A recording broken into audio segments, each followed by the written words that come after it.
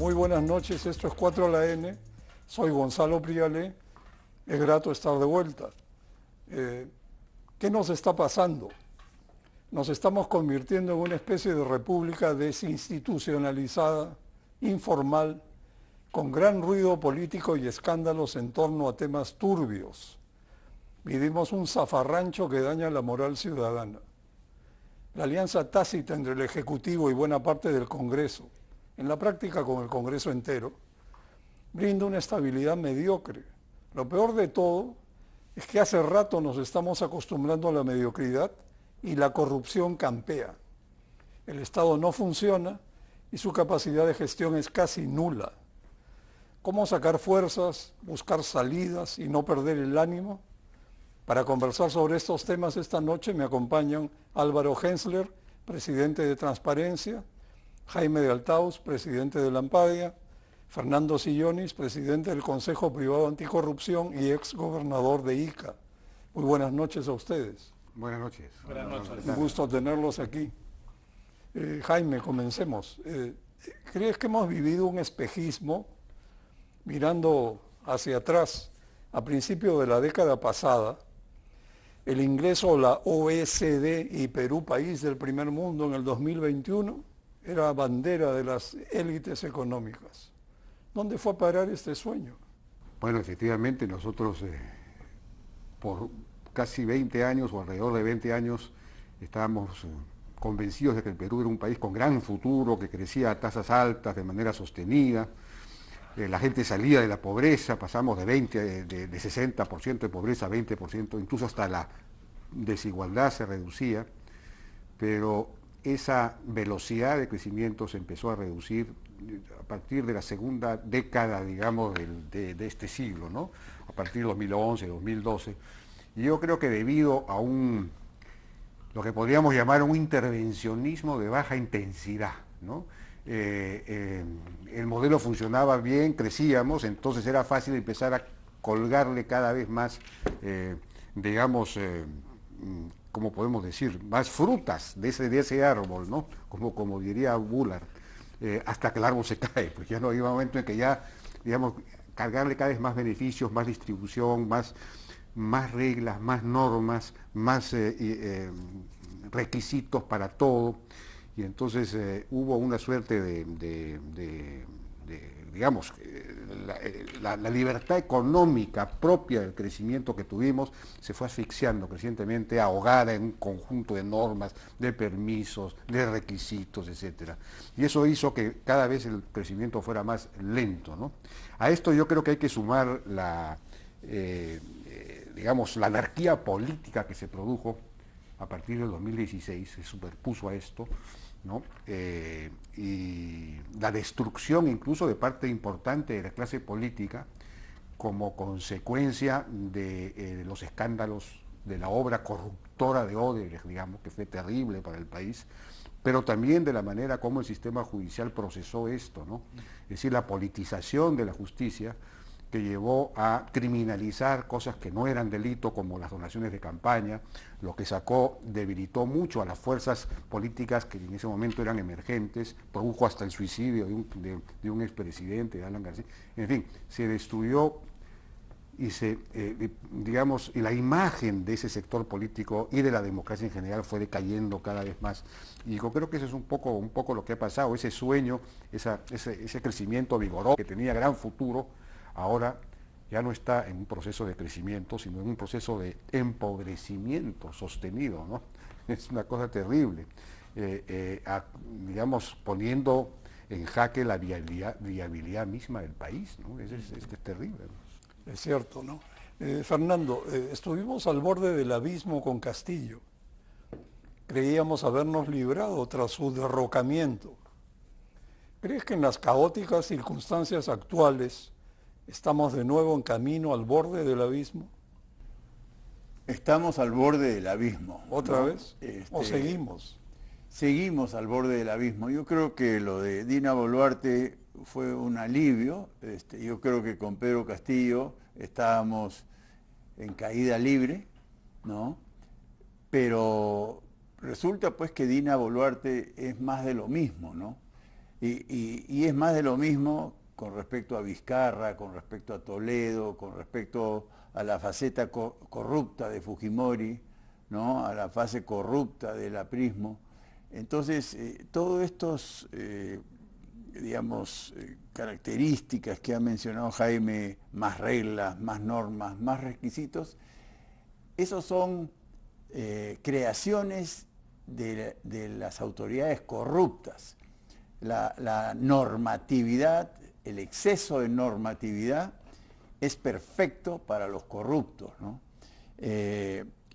También Jaime ha descrito el terrible impacto de Odebrecht y el Club de la Construcción, y bueno, todo lo que estamos viviendo del mundo empresarial.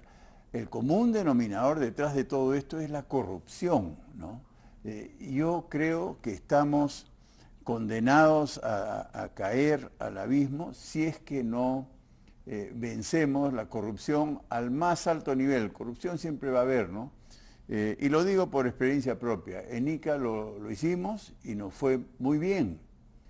Sin embargo, la corrupción nuevamente que nos sucedió deshizo en cuestión de días todos los logros en materia de salud pública, educación, transportes, las mafias de los brevetes, todo volvió en cuestión de días, ¿no? Entonces, el tema es moral. Sí.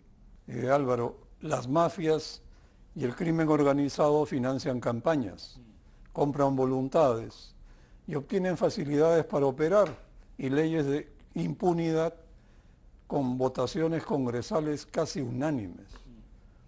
Botones de muestra, la minería ilegal y el transporte colectivo informal van viento en popa. ¿Será que las mafias han atravesado los poderes del Estado y están copando el poder? Sin lugar a dudas, creo que no solamente estamos al borde del abismo, sino que estamos en el abismo. No sabemos la profundidad del abismo. Quien nos ha lanzado al abismo es la ilegalidad, la informalidad y las mafias, ¿no? Cuando uno analiza históricamente el Perú en los últimos 40, 50 años, soportamos un golpe militar, soportamos un autogolpe civil, y al inicio de los 2000 había una especie de primavera democrática, donde había una especie de pacto entre el crecimiento económico y la democracia liberal. Y lo que ha pasado en los últimos 20 años, y sobre todo a partir del 2016, es una degradación de ese pacto y una desaparición de ese pacto. Y yo diría por dos razones fundamentales, que un poco Fernando y Jaime lo han tocado, ¿no? El primer punto es que las instituciones, no solamente las que gobiernan el país, sino las que traen justicia, las que traen salud, las que traen educación, las que traen transporte, se han precarizado y han perdido su origen de bien público. Y claramente la gente quiere una democracia que funcione, que le sea funcional a su día a día. Y por eso hay tanta desafectación con la democracia. Y lo segundo, y lo han mencionado también Jaime y Fernando, Jaime habla de la anarquía política. Es una anarquía política mediocre, ilegal, mafiosa. Ya los mismos debates congresales abiertamente se discuten cosas a favor de la educación de baja calidad, el transporte de baja calidad, las economías ilegales. Y esa destrucción de la clase política, llegando a intereses más mercantiles, judiciales, ilegales y hasta mafiosos, lo que ha hecho es un cambio de actores muy importantes. Digamos, a diferencia de los 2000, cuando había el Acuerdo Nacional, los actores formales e institucionales tenían un poder de cambio en el país. Hoy más bien las fuerzas ilegales, informales y con objetivos de economías ilegales son las que dominan la escena nacional. Y eso ha generado algo que para mí es muy peligroso. La gran apatía ciudadana. No solamente apatía en el desinterés en la cosa pública, la política, sino que otra vez comienzan a irse los peruanos. Hay un dato muy grave. En los últimos 30 años, sobre todo al inicio de los 90, se fueron 3 millones de peruanos en 3 décadas. Solamente en los últimos 2 años se ha ido 1 millón de peruanos buscando echar raíces a otros países. Y esa pérdida de esperanza y de optimismo y de construir tu vida en esta sociedad probablemente es el elemento más difícil de contrarrestar, la huida del talento y la esperanza de poder construir una nación juntos, ¿no? Jaime, se está desmantelando las AFP. El gobierno de Sagasti noqueó las agroexportaciones al derogar una ley exitosa. La inversión minera enfrenta centenares de procedimientos y las nuevas inversiones en la gran minería se han alejado. ¿Qué rol crees que jugaron la izquierda progresista y la llamada izquierda caviar en esto? Bueno, en realidad habría que... Yo creo que la minería y la agroexportación han sido víctimas de un ataque que viene no de la izquierda que llama progresista o caviar, sino de la izquierda marxista, de la izquierda clasista, ¿no? La minería Tuvo diferencias. Claro, completamente. Claro. Digamos, la minería desde hace muchos años viene siendo atacada por ONGs y por dirigentes también, políticos de extrema izquierda. Ahí estaba el padre Arana, en fin, todo ese sector muy antiminero. Consideraban que la minería era una encarnación del capitalismo, en fin, el capital, el gran capital, y había que acabar con eso, ¿no? No con la minería ilegal, sino con esa minería. Entonces, era una forma de continuar, digamos, y se amparaban de alguna manera en el ambientalismo, que era un poco el instrumento, la nueva cara del marxismo, ¿no? Para combatir el capital, el gran capital minero. Y la agroexportación también sufrió un ataque muy fuerte. Sí, los dos sectores más potentes del Perú, que más capacidad tienen de integrar el país, sufrieron intentos de desintegración, de destrucción, ¿no? La agroexportación, recuerda tú que sufrió un ataque muy fuerte a comienzos del gobierno de Sagasti, me parece, donde se bloqueó una carretera, la carretera al sur, y se bloqueó también al norte, con violencia. Pero también hubo una primera ministra que quería cerrar las minas. Además, eso ya fue en la época de Castillo. Te estoy hablando todavía de la agroexportación, que sufrió ese ataque, que fue exitoso, porque lograron presionar al Congreso para derogar la mejor ley que se había producido en el Perú en los últimos 20 años, la mejor ley promotora de la producción, que fue esta ley de promoción agraria, Fernando puede... Entonces, ha habido ataques muy fuertes, concertados y eventualmente exitosos. Tía María hasta ahora no puede salir. ¿Quiénes están? ¿Quién? ¿Por qué? ¿Quiénes? No son los caviares los que están en contra de Tía María. Los caviares yo creo que están a favor. Son la izquierda marxista, ¿no? Fernando, la corrupción en el gasto público en obras es notable. Las obras paralizadas quedan empequeñecidas al lado de las obras abandonadas por años, de las que hasta ahora se habla poco. Decenas de miles de pequeños proyectos locales están al margen de controles y no se terminan, se abandonan. ¿Crees que se ha institucionalizado el saqueo del Estado? Sí, el diseño institucional del Estado está diseñado, valga la redundancia, para el robo, ¿no? Se ha duplicado, triplicado, cuadruplicado instituciones que hacen infraestructura. El caso más escandaloso es Provías, ¿no? Hay Ministerio de Transportes que hace vías, ¿no? Y tiene dos organismos públicos descentralizados, uno que se llama Provías Nacional y otro Provías Descentralizado. A ver, explícame qué diferencia hay entre lo nacional y lo descentralizado. Sin embargo, son dos instituciones que tienen que negociar entre sí para trasladarse un puente. Yo lo he vivido desde Ica, ¿no? Después existe PRONIED, para hacer infraestructura educativa, como una dependencia del Ministerio de Educación. ¿Qué hace una dependencia del Ministerio de Educación haciendo infraestructura institucional, escolar, educativa, ¿no? Después existe PRONIS. PRONIS hace inversión en infraestructura de salud, una dependencia del Ministerio de Salud. Todos roban, ¿no? Además, todos los gobiernos regionales, lo aprendí en Ica, tienen su dirección regional de infraestructura. Hacen obras. En Ica hoy día se está impermeabilizando el río Ica con millones de millones, y la impermeabilización de los cauces es lo peor que se puede hacer para rellenar los acuíferos. Bueno, eso está ocurriendo en Ica. Además, los municipios tienen sus oficinas de infraestructura. En el Perú hay 2.000 organismos públicos descentralizados que hacen obra y todos roban. Todos roban. Entonces, absolutamente, el diseño está fuera de control, o mejor dicho, está diseñado profesamente para el robo, ¿no? Pero si por esto fuera poco, no solo roban, sino que no terminan las obras, las dejan abandonadas. Es que el robo es el objetivo, y el robo se da en la negociación inicial. Ahí, y por eso las abandonan, cumplida, porque ya no pueden ordeñar más claro. esa obra y se pasan a la siguiente y el ciclo continúa. Álvaro, comencemos a ver un poco de posibles salidas o desenlaces de esto que estamos conversando, que no es nada simpático. ¿Será posible cambiar con autoritarismo esta situación límite en la que estamos metidos? La gama autoritaria iría desde un golpe militar hasta la elección de un caudillo antisocial y antisistema como Antauro Humala. ¿Cómo ves esto? La historia nos señala que hay autoritarismos de izquierda y de derecha y que ninguno ha traído bienestar a ninguno de los pueblos de la humanidad. Sin embargo, hay la tentación de hacerlo. Yo creo que hoy la principal preocupación de transparencia, y creo que podemos coincidir todos, es que frente a la atomización de la oferta electoral, vamos a tener probablemente el doble de partidos políticos del 2016, frente a una democracia mucho más debilitada, frente a la informalidad y legalidad de la clase política, y frente a una necesidad de resolver mis problemas mínimos. Tengo hambre, no tengo seguridad ciudadana.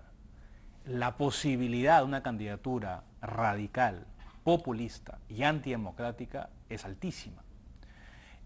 La pregunta es qué hacer, y yo creo que ahí tenemos que ponernos a pensar cuáles son las salidas frente a ese escenario que no es poco probable. Y yo creo que hay que diferenciar los planos de lo viable y posible y lo que no está en nuestro control. Yo creo que hay muchas en las ciudadanías que les gustaría un adelanto de elecciones, una vacancia presidencial, una renuncia de la presidenta, y eso va a marcar su pauta, y ninguno de los que estamos sentados acá tiene poder de influir en esas decisiones que corresponden a la presidencia de la República y al Congreso. Lo más probable es que se permanezca, como dice Augusto Rodríguez, en un escenario de baja intensidad mediocre hasta el 2026. Lo que tenemos que ponernos a pensar es los demócratas, la sociedad civil, el sector privado, qué puede hacer para construir carreteras de mediano plazo. Y yo creo que hay dos esfuerzos que hay que hacer muy importantes y hay varios esfuerzos en ese sentido. Lo primero es generar espacios de diálogo, de acercar posiciones entre los demócratas que piensan diferente. Yo creo que mientras que hay esta discusión, yo creo que inútil, de los caviares y de la DBA y de los fachos, y que todos somos muy sectarios frente al que piensa diferente, y nos comenzamos a insultar en redes o en programas, estamos dejándole el partido completamente vacío a las economías ilegales y a esos candidatos realmente radicales que son los verdaderos enemigos del Perú. Yo creo que hay que hacer un esfuerzo de mucho desprendimiento, de acercar posiciones progresistas, conservadores, liberales, independientemente de quién pueda pasar la segunda vuelta, para poner por encima el interés del país a los intereses partidarios e institucionales. Hay una necesidad de unos nuevos acuerdos nacionales entre demócratas y hay varios esfuerzos que se están llevando a cabo en ese sentido. Y el segundo aspecto que me parece primordial es cómo otra vez acercar a la ciudadanía a la cosa pública, a que le interese ser parte de nuestro país y no solamente quejarse de lo que está pasando, sino tratar de acercarse a devolver representatividad a lo cual es su voz, su voto. Todo el tema de las protestas, más allá de las responsabilidades políticas que no se han dado, yo creo que hay un desencanto en que cuando me pasa algo, sea que tenga anemia, que tenga inseguridad, que haga una protesta y violentan contra mí, no se respetan mis mínimos derechos y mi mínima sobrevivencia en un país. Responsabilidad del Estado y responsabilidad de todos nosotros. Ese desencanto de la ciudadanía con la cosa pública es muy dañina, porque justamente lo que hace es exacerbar las posibilidades de lo que tú mencionas, que entren candidatos radicales, que lo único que van a hacer es llevar a una degradación absoluta de la democracia, una desaparición de lo que es la sociedad, las libertades y la justicia en el país. Es curioso, ¿no?, cómo la gente de a pie, como suele decirse, en situaciones críticas, a veces piden autoridad, ¿no?, para que alguien venga y con fuerza resuelva los problemas, pero eso generalmente conduce a problemas mayores. Bueno, vamos a una pausa y volvemos. Jaime, hablemos de continuidad. La informalidad y la ilegalidad están en auge y en los gobiernos subnacionales se ha instalado descaradamente el patrimonialismo, gracias a una descentralización sin controles. ¿Crees que esto fortalece el status quo de Boluarte y le agrega estabilidad? ¿Es deseable la continuidad de Boluarte hasta el 2026? Uy. Antes de eso, ahora que mencionabas, quiero empalmar rápidamente con la segunda parte que no logré mencionar en mi respuesta anterior, tu preocupación sobre los progresistas o los caviares, el papel, la responsabilidad que podían haber tenido, no en esos temas, pero sí yo creo en lo que mencioné al principio, en este intervencionismo de baja intensidad que se ha instalado en el Estado, que ha generado cada vez más normas, más regulaciones, más permisos, y ahí hay un efecto de autogeneración, digamos, de normas, ¿no? Porque tú contratas a una de estas personas y para justificar su contratación o su consultoría, inventan y proponen más normas y más permisos y más estudios y más. Entonces es un asunto que tiene su propio mecanismo de autorreproducción. Y eso es lo que ha pasado. Los últimos 10 o 15 años se ha ido, digamos, es un cáncer que se ha ido haciendo metástasis y el sector responsable evidentemente es ese, ¿no? Ahora, entonces lo que hay que hacer en realidad es un nuevo comienzo, es una especie de overhaul del modelo, una repotenciación del modelo, hay que limpiar todo eso, hay que desregular y devolver libertad económica para que todo el mundo pueda crecer, para la gente pueda formalizarse, para que se incorporen al Estado legal. El Perú, mencionaban que ya la institucionalidad casi no existe, lo que no existe es el Estado legal. El Estado legal incluye a muy pocos, todos están en la informalidad hace mucho tiempo. Hay parte de esa informalidad que se ha ya ilegalizado y eso está avanzando cada vez más, pero en realidad este es un fenómeno estructural, ¿no? Que se puede haber agravado, pero...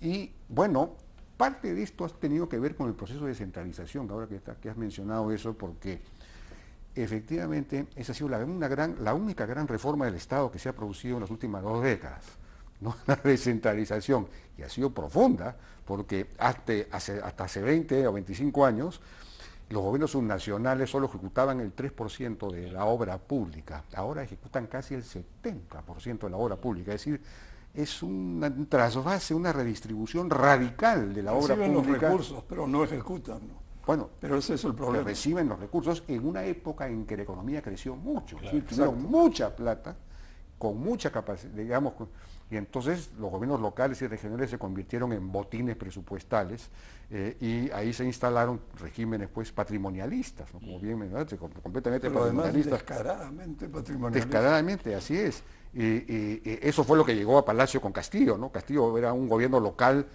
a escala nacional, digamos, ¿no? Entonces, ahora, si eso es lo que sostiene a... Bueno, hay relaciones de reciprocidad, como la que hay entre Colima y la presidenta Boluarte.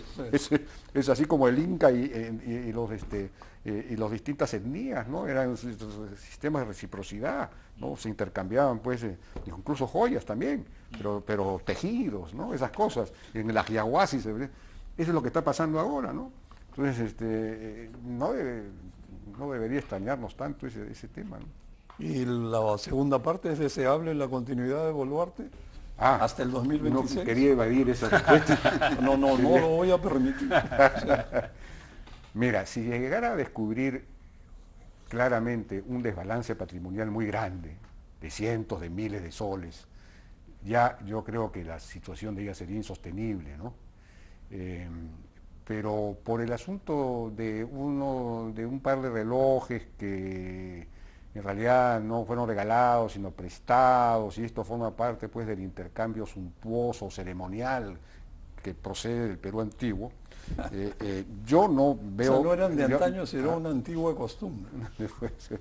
Entonces, pero si realmente se descubre pues que esta señora ha acumulado un montón de dinero sin fuente clara, entonces ahí sí habría un caso de corrupción clarísimo. Y entonces, claro, la pregunta es, ¿podemos tener un presidente así? Ahí se requeriría más que el problema es que si tú en este momento la vacas, que tienes que adelantar elecciones generales ahora para un gobierno de 1 año y medio, no tienes, digamos, hay un problema también de sentido práctico en todo esto, ¿no? Entonces, o llegas a un acuerdo político, ¿no? En donde adelantamos y vamos a un periodo de 5 años, ya de frente, ¿no? Como se hizo un poco en los 2000, con modificación constitucional, o te esperas hasta el 2025, si es que eso es así, ¿no?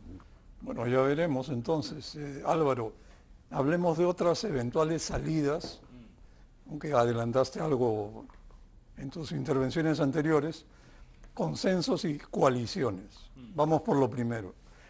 ¿Será posible construir consensos nacionales amplios en medio de la extrema polarización política vigente, con los jugadores que están en la cancha, varios de los cuales han sido corresponsables de lo que está sucediendo? ¿Crees que es algo Sí. realista? Yo creo que hay justo el otro día hablaba con Javier Carabedo, que es un experto en diálogo, y decía que estaban los optimistas y los pesimistas, pero hay que estar en el yo soy posibilista, ¿no? ¿Cómo creamos posibilidades, ¿no? Yo soy posibilista y optimista, ¿por qué? Porque Transparencia comenzó el año pasado un trabajo de un plan por la democracia. No es el plan de transparencia ni el plan de idea internacional, sino facilitamos un proceso que dura un año, y hasta ahora nos hemos juntado con 17 fuerzas políticas y su alta dirigencia. Hemos entrevistado, entre ellos a Jaime, a 50, digamos, líderes de opinión diversos. Vamos a tener reuniones con el empresariado, con el sector sindical. Y hacemos 4 o 5 preguntas en relación a los problemas de la crisis, las causas, las soluciones, las salidas. Y he participado en muchas de esas reuniones con presidentes de partidos y todavía no puedo adelantar los resultados porque estamos en pleno proceso, pero sí puedo adelantar que me sorprende el nivel de coincidencia en muchísimos puntos. Pero hay una suerte de... Creo que muchas personas tienen como un avatar, ¿no? Piensan en la soledad y en la sinceridad de la conversación algo, pero cuando aparecen en ciertos medios o redes sociales hay como una transformación en la opinión, ¿no? Pero sí hemos encontrado muchísimos consensos a partir de reformas políticas muy concretas, a partir de salidas muy concretas, a partir de énfasis muy concretos. Por poner un punto que Jaime tocó en antes, ¿no? Nosotros coincidimos que ha habido una criminalización de la política y judicialización de la política, y efectivamente, creo que eso es muy grave porque ha generado impunidad y porque a muchos líderes políticos se les está juzgando por cosas que no deberían juzgarse. Y eso tiene una consecuencia muy grave. Y claro, los que son cercanos a nuestros líderes políticos defendemos su causa y más bien decimos que el otro es el corrupto, el equivocado. Y la pérdida de Estado de Derecho justamente es que independientemente que es tu cercano político o que tienes una cercanía ideológica, tú tienes que denunciar lo que está mal y lo que no está de acuerdo con las leyes. Entonces, la respuesta es que hay posibilidades. Yo soy bien optimista. Yo, como presidente de Transparencia, participo en una docena de espacios de escucha, de diálogo, donde con Jaime, con Fernando hemos coincidido en varios espacios, pero eso requiere, sobre todo, una actitud que pocos políticos tienen y que creo que tenemos que aprender, que es más que el emprendimiento de que yo salvar la patria y mi partido, mi fórmula es la mejor, un alto nivel de desprendimiento, incluso aliarte con rivales políticos, porque el riesgo, el peligro es mucho más grande que tu rivalidad legítima e ideológica, ¿no? Hay mucho más en juego que simplemente quién gana la próxima elección, si no está en juego la sobrevivencia de como nación y como una república libre e independiente, ¿no? Fernando, sé que este tema para ti es muy importante. Coaliciones. Una coalición, entiendo, viene a ser una suerte de alianza de intereses. No hay que olvidar que son alianzas de intereses. Si alguien encuentra a un político desinteresado, que tire la primera piedra. Fernando Sillones. Fernando Sillones, por favor. tire una piedra, está bien. Bueno, una suerte de alianza de intereses de políticos y ciudadanos, en torno a un programa consensuado. Sin consensos no hay coaliciones electorales posibles y sin deponer intereses personales tampoco. Todo esto en un panorama electoral súper fragmentado, donde cualquiera puede pasar a la segunda vuelta con un porcentaje mínimo de votos. En este contexto, ¿crees posible armar coaliciones electorales? Mira, si este programa hubiese sido hace 15 días, te hubiera dicho que no veo nada, pero algo ha sucedido en estos últimos días, ¿no? Que estoy cambiando de parecer. Yo sí estoy viendo, he conversado con Carlos Neuhaus, ¿no? Sé que Carlos Añaños, Carlos Álvarez están en la misma línea de propiciar alianzas de partidos afines. Sé que Avanza País, Adriana Tudela, Aldo Borrero han opinado en ese sentido. Renovación Popular lo ha dicho en más de una oportunidad. Libertad Popular, yo he conversado con Rafael Belaúnde, me ha parecido una persona estupenda y también muy desprendido, hablando de lo que se requiere en estos momentos.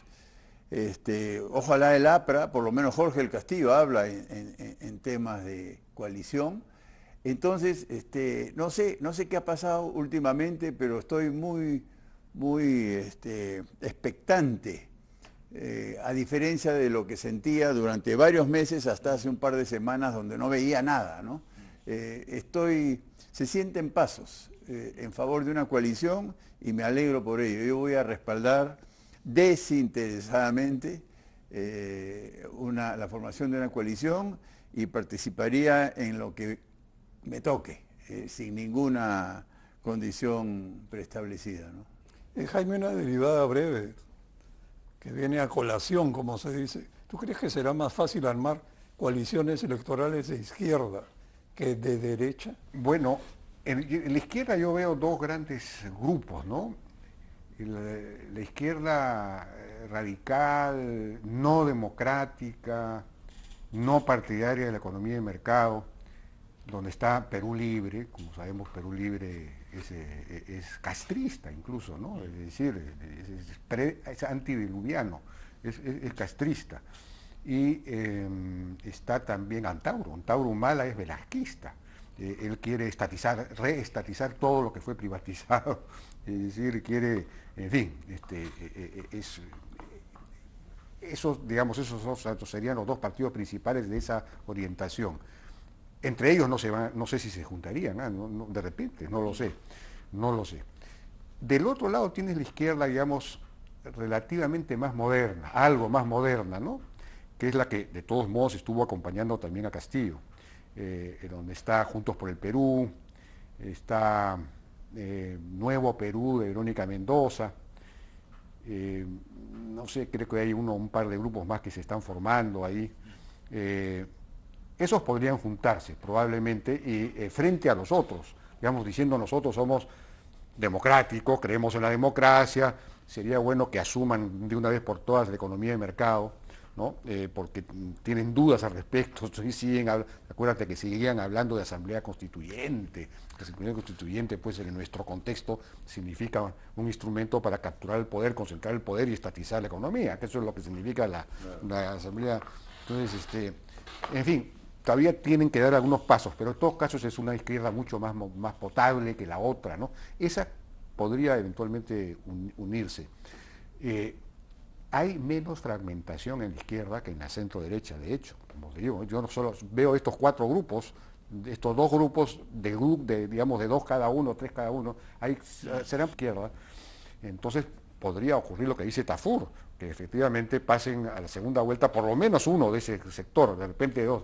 En la derecha está mucho más fragmentada y lo que dice Hernán Fernando Sillones es efectivamente cierto. Hay un grupo que está conversando hace tiempo, ¿no? Pero ya el otro día conversando con alguien de Libertad Popular me decía, pero en realidad no deberíamos ir pues ni con el PPC ni con el APRA, porque son los partidos tradicionales. Y ellos y todos los demás dicen, con Fuerza Popular ni hablar, el Fuerza Popular es de gran apestado. Entonces, a la larga, ¿cuáles son los que se pueden juntar, ¿no? De todos modos hay un montón, en total hay 38 partidos, sumando los que están por inscribirse. Hay 26 inscritos más, ¿no es cierto? Sí. Entonces vamos a tener como 38 o 40 partidos. De esos, la mayor parte son de centro derecha, o sea que van a haber algunas alianzas seguramente. ¿Ya quiénes van a estar ahí? Este partido sí creo de Carlos Spa, sí, creo que podría también, juntarse con Renovación Popular, con Avanza País, a Fuerza Popular lo excluyen, con Libertad Popular quizá. Y ahí van esos cuatro, ¿no? Esos cuatro yo sí veo que podrían juntarse. No sé si hay otros más que puedan juntarse a ese bloque. La pregunta es si aceptarían al PPC, pero el PPC es el que los está reuniendo, ¿no? Sí. El PPC es el que los reúne, con una gran buena voluntad, pero...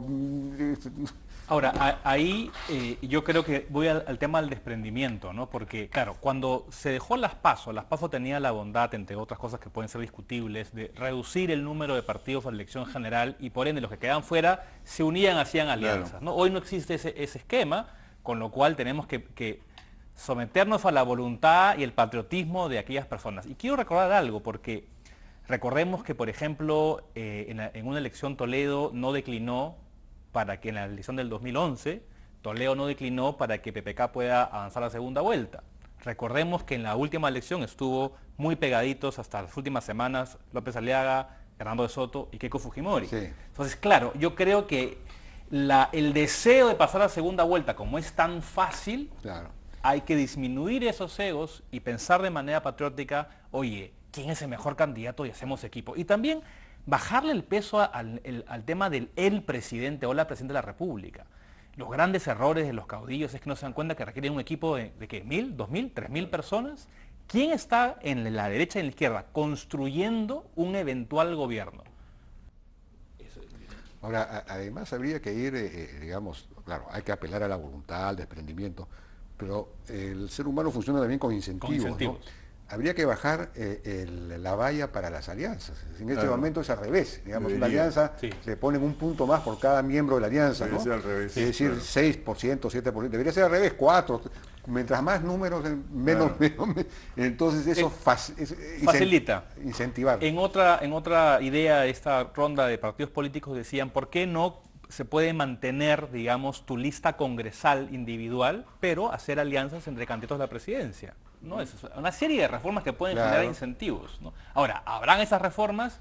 Creo que hay que suponer que no hay esas reformas y que hay que apelar al patriotismo, a la voluntad de generar alianzas y frentes para sostener la democracia. Y Yo creo ahora, que- y algo en lo que sí podrían avanzar, y nosotros hemos estado un poco con Fernando detrás de esto, es, ya, si no quieres pensar todavía en una alianza electoral, por lo menos ponte de acuerdo en unas bases comunes De del acuerdo. plan de gobierno. De acuerdo. Eso, porque finalmente todos piensan más o menos igual, todos en ese sector, ¿no? Entonces ponte de acuerdo y firma, pues ya, el que llegue lo aplicará, pero eso mismo ya te da una sensación de norte, sí. de que estás yendo hacia un lugar, de que hay acuerdos.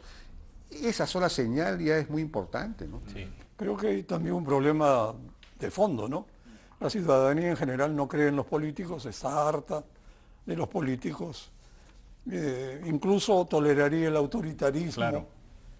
y cree que la corrupción es la causa primaria de los problemas del país y que no van a poder resolverlo. Entonces, en un medio así, que los políticos se unan o no se unan, o sí se unan, la verdad es que están, como quien dice, en una especie de vacío, en una torre de marfil. Ojalá que lleguen a aterrizar. Fernando, para un par de minutos, porque tenemos que ir a un corte. ¿Crees posible que se llegue a aprobar la reforma constitucional que señala impedimentos para que condenados por delitos graves no puedan postular tras cumplir su condena? Sin embargo, Fernando, vemos que con frecuencia sentenciados por delitos en primera instancia postulan como si nada. ¿Será posible lograr algún avance? No creo, ¿no? El Congreso es el que tiene que propiciar la reforma constitucional y los congresistas son muchos, son muy corruptos, hay muchos sentenciados que no les conviene que sean excluidos y no me imagino a este Congreso reformando la Constitución en ese sentido. Yo creo que le conviene, merecemos los peruanos que sentenciados por corrupción, algún tipo de delitos, no puedan postular, pero los que tienen que aprobar eso son precisamente muchos condenados por esos delitos, precisamente. La respuesta es no creo que haya ese cambio constitucional. Yo creo que el desafío, como lo he descrito en alguna oportunidad, es colosal, ¿no? Porque el Estado está corrompido, y me refiero al Poder Ejecutivo, que incluye regiones, pero también ministerios. El Congreso está corrompido, ahí están los narcotraficantes, Muchos mineros sueldos. ilegales, está todo lo ilegal, y el sistema de justicia, lo estamos viendo, que incluye al jurado electoral, está también muy corrompido.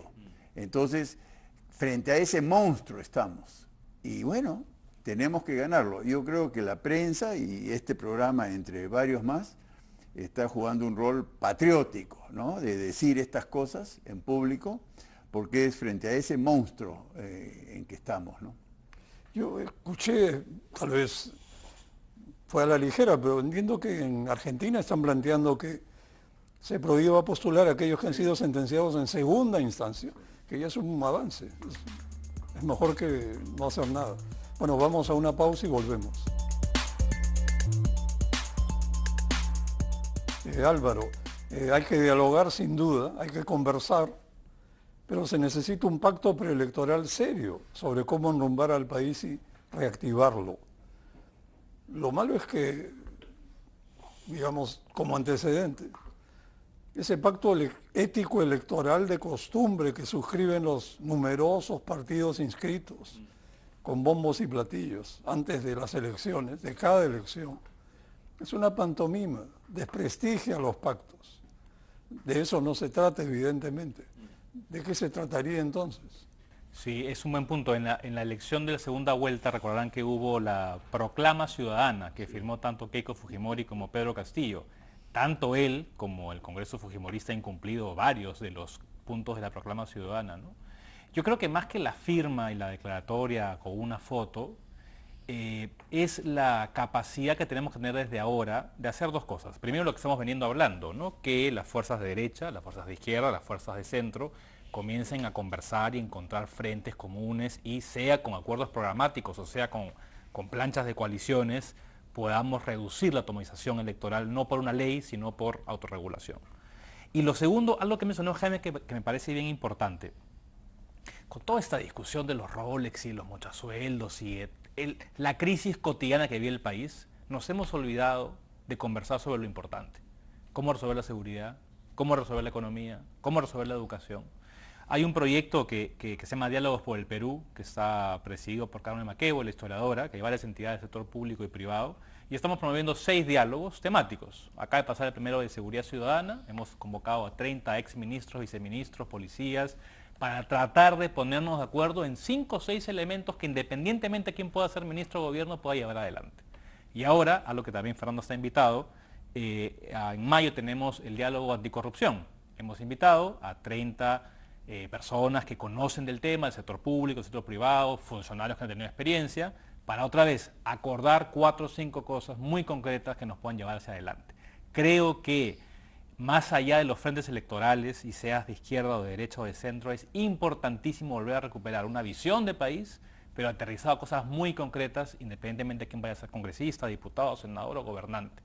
Esa discusión de futuro y darnos un norte diferente y acuerdos mínimos que sí se pueden lograr, es algo que hemos dejado porque hemos estado metidos en crisis, estas crisis en los últimos 6, 7, 8 años. Tenemos que recuperar esa capacidad de articular y de consensos mínimos. Oye, eso, a propósito de eso, Gonzalo, hay algunos procesos en la sociedad en marcha, en la sociedad civil en marcha, que están avanzando pese a todo. Yo diría que el más exitoso de todos y que no tiene precedentes y que puede llegar a ser histórico realmente si es que evoluciona aún más, es esta reunión entre organizaciones empresariales y sindicales, entre la CONFIEP, la Sociedad Nacional de Industrias, Cámara de Comercio, etcétera, CAPECO, y la CGTP, y Construcción Civil dentro de la CGTP, ¿no? Que se reunieron durante 2 o 3 meses, todas las semanas, rigurosamente, religiosamente, para escuchar a ponentes en el tema de seguridad, y salieron con una propuesta que la presentaron públicamente exigiendo reunirse con el Congreso y con el Ejecutivo, hasta que finalmente el Ejecutivo, la presidenta Boluarte los recibió junto con el ministro de Interior, pues cambiaron de ministro. Pero hicieron y demandaron cosas que se incluyeron algunas de ellas en el discurso del Premier. Pero lo que se incluyó ahí fue sobre todo la promesa de que se iban a incorporar en el Consejo Nacional de Seguridad Ciudadana, que pasaría a sesión permanente, así dijo el Premier. Claro, tienes que decir eso porque en realidad ese consejo se reúne pues una vez a las 500 y en realidad es casi formal. Tendrías que convertirlo en una instancia real de discusión, de monitoreo, de evaluación de las políticas, de propuesta de política, ¿no? Y eso es lo que se lograría si es que pasa a sesión permanente. No sé si ya está en sesión permanente o fue una palabra, una promesa vana del discurso, pero se ha formado una alianza fuerte entre 2 sectores tradicionalmente opuestos, incluso por relaciones de clase, como dirían los marxistas, y que lo ideal sería que ahora que se mantengan en este asunto hasta exigir que haya una política anticriminal que funcione y que colaboren con eso, porque han hecho propuestas concretas, incluso ahora por impuestos y todo, sino que además den un paso adelante a pasar a discutir otros temas. Por ejemplo, qué hay que hacer, qué tenemos que hacer para volver a crecer a tasas altas. Si empresarios y trabajadores se pueden poner, o qué tenemos que hacer para reducir la informalidad o formalizar. Si se pudieran poner de acuerdo en torno a eso, sería histórico, Cosa, pues ya, claro. porque entonces ya, olvídate de los políticos, ya no interesan. Ya, si trabajadores y empresarios se han puesto de acuerdo en, ya, En los mínimos. entonces eso hay que empujarlo, ¿no? Y hay que reconocer, porque claro, la historia tiene un trasfondo de 2 décadas, ¿no? Este acuerdo de construcción entre sindicalistas, trabajadores y empresarios, ellos vienen conversando hace 20 años de manera interrumpida. En construcción. En construcción. Sí. Comenzaron en su agenda gremial y se ha ido ampliando. Entonces los niveles de confianza han aumentado, capaces de sentarse a ver un tema común que los une. Ese es un perfecto ejemplo que se puede extrapolar a muchos grupos que están históricamente como rivales y para ponerse de acuerdo en temas importantes para el país. Sí, pues hace un domingo estuvieron aquí los representantes de CAPECO y de la Federación de Trabajadores en Construcción Civil y contaron su historia de exactamente 2 décadas de construcción de confianza, Exacto. que se ha traducido en un manejo bien sensato de las relaciones, donde logran acuerdos de utilidad para las 2 partes. Mira, un tema en esa línea muy importante en los próximos meses va a ser la necesidad que tiene el país de producir un plan de formalización de los mineros informales, que ese es un asunto explosivo que no puede simplemente postergarse o reprogramarse, ¿cómo se llama? Reanudarse el reinfo que vence el 31 de diciembre, sino que tienes que sustituirlo por un plan de verdad. Eso es una cosa seria en la que tienen que participar los mineros informales, tienen que participar varias instituciones del Estado, la Sociedad Nacional de Minería, porque es un asunto de acuerdos también, porque tienes que integrar a la formalidad, a la legalidad, al país, a este sector que en este momento es confundido pasan a ser ilegales. No son ilegales, son empresarios que quieren, algunos son ilegales, por supuesto, ¿no? Si el país es capaz de digamos, si somos capaces de que ese proceso funcione, también habremos fortalecido la República, por decirlo así, ¿no? Bueno, No, no ojalá, es diario. pero parece que la minería ilegal tiene Para aislarla, pues hay que aislarla. hay que mucho aislarla. poder de llegada y Muchísimo. está manejando la situación, pero sería deseable. No, Jaime, variando un poco del enfoque, ¿tú piensas que la degradación de la que estamos hablando, que está ocurriendo ante nuestros ojos cada día, por la que atraviesa el país, se debe fundamentalmente a que se ha quebrado el Estado de Derecho? Bueno, como decía, el Estado de Derecho es una manifestación más, ¿no? La degradación del Estado de Derecho es una manifestación más de esto que ha ocurrido y esto se debe, como decía antes, en parte a que tenemos una legalidad, una formalidad costosa, incumplible, frondosa, y, digamos, infundida por estos sectores que desde una orientación de izquierda han introducido cada vez más dificultades y complejidades en las legales. Y eso al final está matando la economía, ¿no es cierto? Y entonces está excluyendo a muchísimos peruanos del Estado formal, del Estado legal, ¿no? Entonces, ese es el tema fundamental.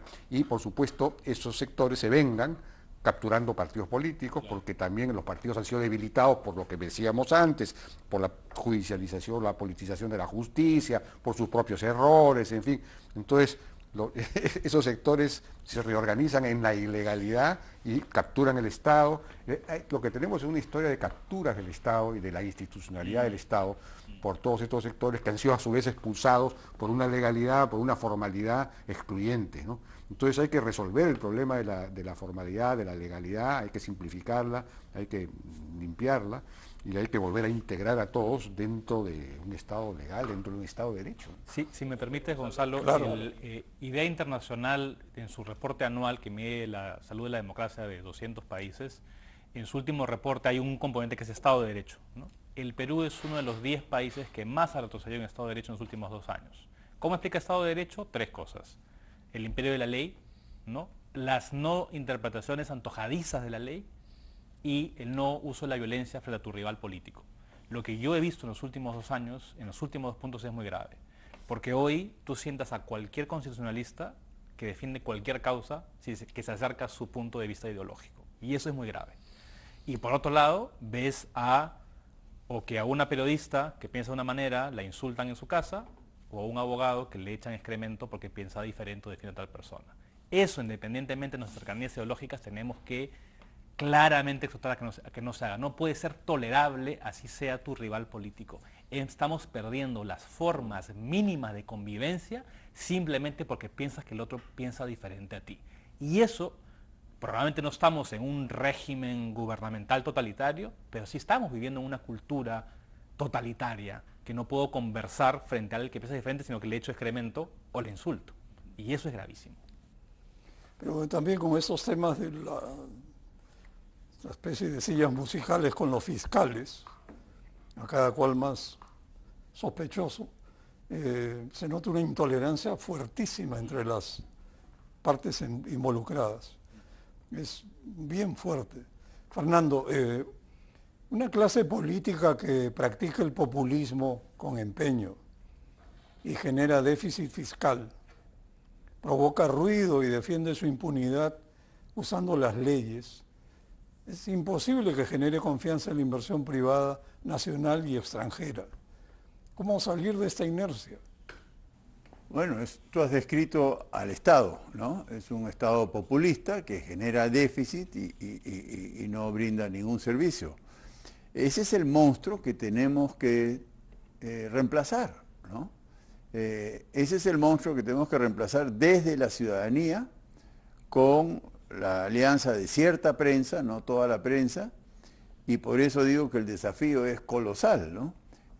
Yo creo que el Estado actual va a luchar contra esta reforma radical que merece el Perú, que pasa por la radical simplificación administrativa, pero radical es eliminar inclusive instituciones redundantes. Por ejemplo, de las dos provías no tiene sentido que existan estas miles de instituciones que hacen obra pública, sino hacer una institución descentralizada, pero profesional, autónoma, meritocrática y todo lo demás. O sea, lo que nosotros tenemos que desaparecer está enquistado en muchos espacios del Estado, pero tenemos que lograrlo. ¿Cómo hicimos lo del BCR? Yo siempre hago esa pregunta. Fue una genialidad. Yo no sé quién fue el genio o los genios, pero nosotros hemos tenido el peor banco central de reserva del mundo y lo hemos transformado de una manera civilizada en el mejor banco central de reserva del mundo. Pasamos del caos, de la emisión inorgánica, de la politización, del tarjetazo, a la autonomía, al profesionalismo, a la meritocracia, a la excelencia. Bueno, hay que replicar esa experiencia extraordinaria, no es menos que extraordinaria, a la salud, la educación y la seguridad. El otro día, creo, no sé si fue Julio Velarde el que dijo que el presupuesto del sector del Banco Central de Reserva no se ha incrementado en términos reales en los últimos 30 o 40 años. En cambio, por ejemplo, el presupuesto del sector salud se ha multiplicado por 7. Bueno, ¿Tú crees que la salud ha mejorado por 7 en términos reales? En ICA cuadruplicamos las atenciones, eliminamos las colas, eliminamos el dengue sin aumentar el presupuesto. Cosas de esas, ¿no? Entonces yo sí creo que hay que buscar historias de éxito. El tema de infraestructura de Panamericanos es otra historia de éxito que hay que replicar en todo lo que es obra pública, ¿no? Y quiero agregar, en el Perú hay una región que combatió el narcotráfico con mucha eficacia, y esa región se llama San Martín. En mi juventud todos hablábamos del narcotráfico y relacionábamos el narcotráfico con Tocache. Tocache, hacer música, ¿no? Ahora Tocache es cacao, café, infraestructura, es una maravilla. Hay que replicar esa forma de combatir el narcotráfico con desarrollo. Y tenemos un caso exitosísimo en el Perú que se llama San Martín, ¿no? Gracias, Fernando. Ya como palabras finales, queda muy poco tiempo. En un minuto, por favor, Jaime y Álvaro, un balance de lo conversado. Álvaro. Estamos en una situación crítica. Yo creo que en los últimos 50 años probablemente es uno de los momentos más bajos de precariedad democrática y todo está en juego.